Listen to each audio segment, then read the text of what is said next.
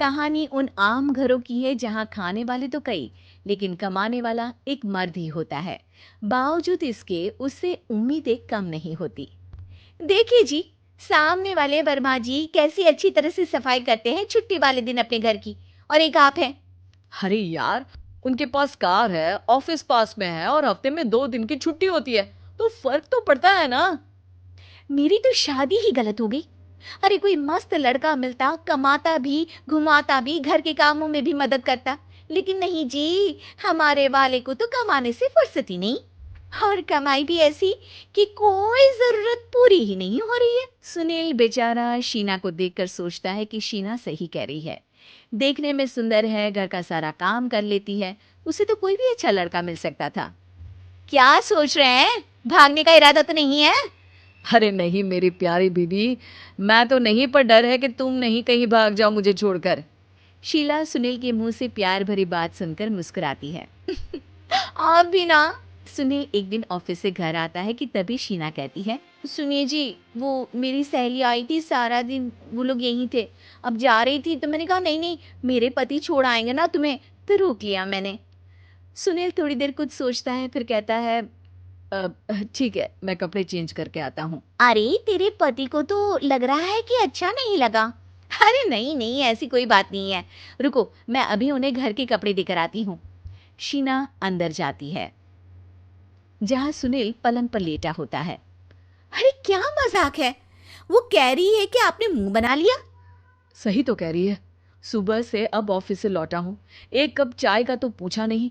20 kilometre जाओ और आओ, और फिर कल उसी टाइम पर ऑफिस। अरे यार। मुझे गाड़ी चलानी आती ना, तो बोलती भी नहीं आपको। और कौन सा रिक्शा खींच कर जाना है आपको? सुनील अब क्या बोलता। रात देर से आता है और सो जाता है। अगले दिन, शरीर दर्द हो रहा है। अरे तो मत जाओ ना ऑफिस, चलते हैं ना मार्केट घूमने, फिर पिक्चर देखेंगे और रात में खाना खाकर घर वापस। सुनील जब सारे दिन की थकान वाला शेड्यूल सुनता है तो वो सीधे सीधे ऑफिस के लिए तैयार हो जाता है। अब आए दिन शीना की डिमांड बढ़ती ही चली जाती है और सुनील उसको पूरा भी करता। लेकिन एक दिन, ए जी, मेरा भाई आ रहा है, उसे 2 लाख रुपए की जरूरत है। हाँ, तो मैं क्या करूँ शीना, मेरे पास इतने रुपए नहीं है। हाँ हाँ पता है नहीं है, लेकिन किसी से लेकर तो दे सकते हो ना।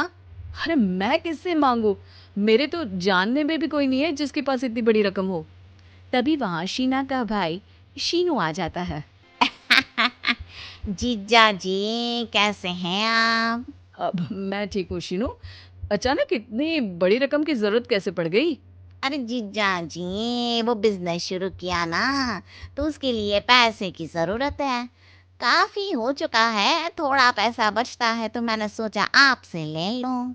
अब देखो, मेरे ऑफिस में कुछ लोग हैं जिनकी सेविंग अच्छी है, मैं उन लोगों से बात करके देखता हूँ। सुनील ऑफिस से किसी से पैसे लेकर शीना को दे देता है।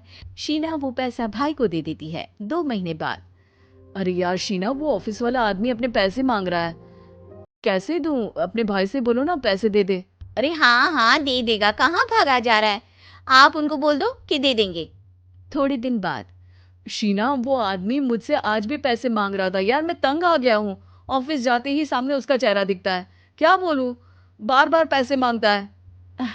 अच्छा मैं शीनू को फ़ोन लगाती हूँ, बात करके देखती हूँ। शीना भाई को फ़ोन करती है लेकिन वो फ़ोन उठाता ही नहीं। लगता है भाई कहीं ऐसी जगह है जहाँ नेटवर्क की समस्या होगी। सुनील अगले दिन दोपहर को ही घर आ जाता है। उसका चेहरा उतरा और परेशान सा होता है। वो रोने लगता है।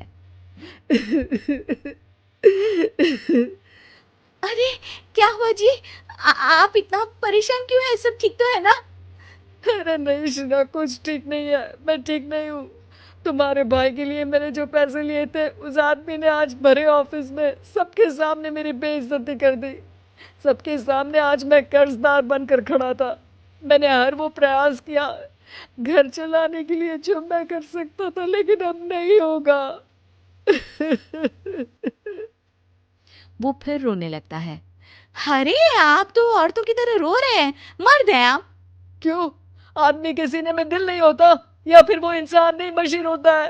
अरे मैं थक चुका हूँ शीना, तुम समझती क्यों नहीं। मैं भी शारीरिक और मानसिक रूप से थकता हूँ। मैं भी आराम करना चाहता हूँ, सुकून चाहता हूँ। मैं अब कुछ नहीं कर सकता। कुछ नहीं। वो बैठ जाता है। शीना पति को हैरान परेशान देखकर चुप हो जाती है। अगले दिन, सुनिए, ये लीजिए 2 लाख रुपए, उस आदमी को दे दीजिए और बोल दीजिए कि आज के बाद किसी को पैसे के लिए बेइज्जत ना करे। सुनील पैसे देखकर राहत की सांस लेता है।